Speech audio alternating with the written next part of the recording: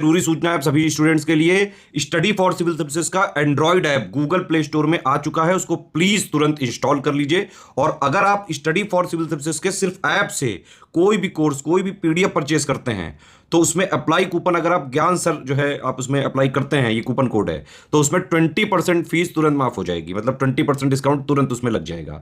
ज्ञान सर लिखना है, नॉर्मली ज्ञान सर स्मॉल लेटर में है सब कुछ, कोई स्पेस नहीं, कोई कॉलम नहीं, सिर्फ ज्ञान सर, GYANSIR। इस तरह से अगर कूपन कोड लगाते हैं आप ऐप में बाई करने से पहले, जो अप्लाई कूपन वाले में आता है, तो 20% का डिस्काउंट तुरंत मिलेगा। वीडियो देखिए।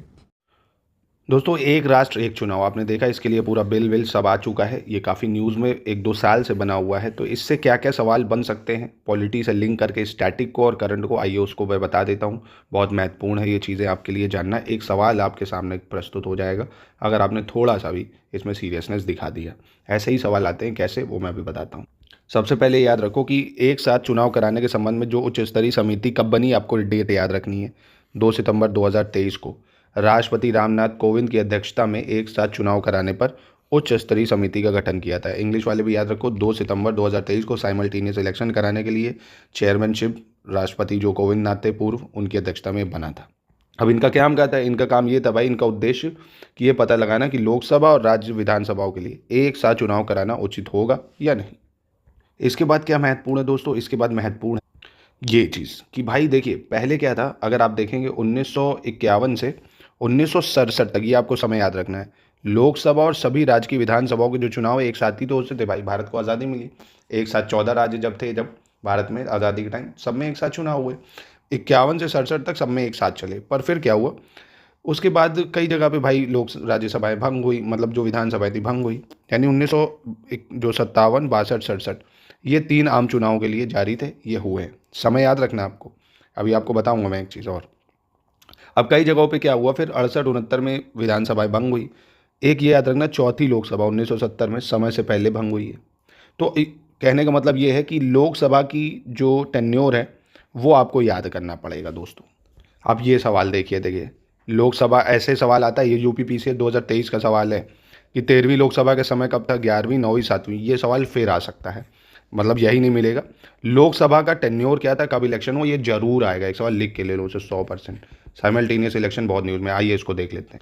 तो सबसे पहले इसको रटना ही रटना है आपको। पहला याद रखना है कि जो लोकसभा का टेन्योर था 1952 से 67 तक चला था, 1952 से 57 तक, माफ़ कीजिएगा, ठीक है। अध्यक्ष कौन थे? जीवी मावलंकर पहले अध्यक्ष बने थे। दूसरी लोकसभा चली थी 57 से 62 में, इसमें भी नेहरू जी प्रधानमंत्री थे। स्पीकर मत याद रखो, कोई दिक्कत नहीं। दूसरी 57 से 62। तीसरी चली 62 से 67। कब चली? 62 से 67 चली इसमें। चौथी लोकसभा 67 से 70, पॉइंट टू बी नोटेड, ये अधूरी थी, है ना। 72 तक चलनी चाहिए थी, नहीं चल पाई, तो चौथी अधूरी रही है। एक चीज़ ये याद रखना।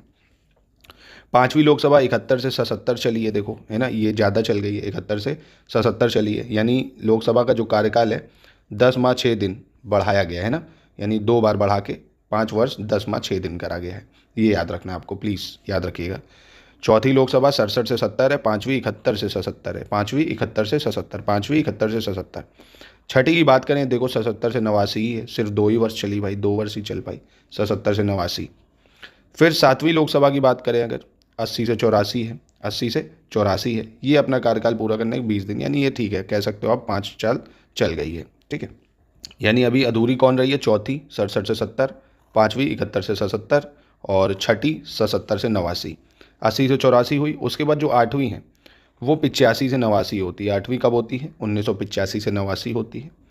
फिर आप देखोगे नौवीं, बहुत इधर फेरबदल हुआ, मात्र 2 ही साल चल पाएगी, मतलब 1989 से 91 ही चली है। फिर 1991 से 96 ये पूरी चली है भाई।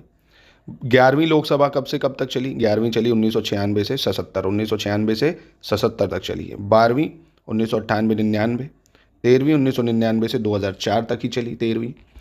उसके बाद 14वीं चली 2004 से 9, 15वीं 9 से 14, 16वीं 14 से 19, 17वीं 19 से 24, अब 18वीं चल रही है 24 से 29 तक चलेगी। तो 18वीं लोकसभा चल रही है। फिर से मैं कह रहा हूँ, इसको याद करना है, एक बार फिर बता देता हूँ। 52 से 57, 57 से 62, ऐसे याद रखो। 52 से 57, 57 से 62, फिर 62 से 67 तीसरी, चौथी 67 से 70 चलेगी। फिर पाँचवीं 71 से 77 चलेगी, छठी 77 से 89, सातवीं 80 से 84, आठवीं 85 से 89 चलेगी, नौवीं 89 से 91, 10वीं 91 से 96, और 11वीं 96 से 97, 12वीं 98 से 99, 13 99 2004, फिर इधर 14 15 16 17 18 ये पूरे पूरे 5 साल दिख रही हैं। ठीक है, एक सवाल का सवाल है दोस्तों, इसको अवॉइड मत करिएगा और वीडियो पसंद आए तो लाइक करिएगा।